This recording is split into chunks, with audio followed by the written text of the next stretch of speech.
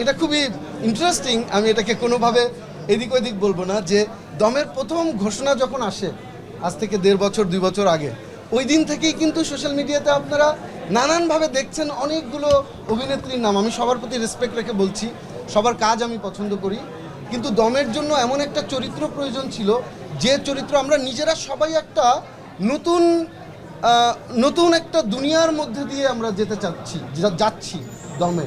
তো আমরা এমন একটা চরিত্রকে খুঁজে বের করা দরকার ছিল, এমন একটা কাস্টিং এই নারী চরিত্রে, সেটা আমরা আসলে পেয়ে গেছি পূজাচেরিকে।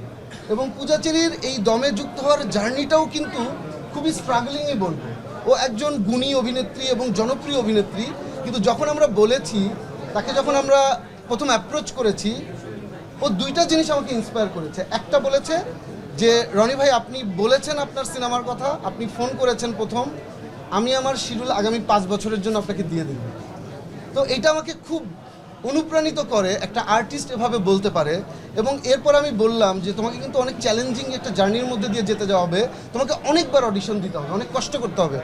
তো পূজাচেরি এটা করেছে এবং ফাইনালি আমরা অনবোর্ড হয়েছি।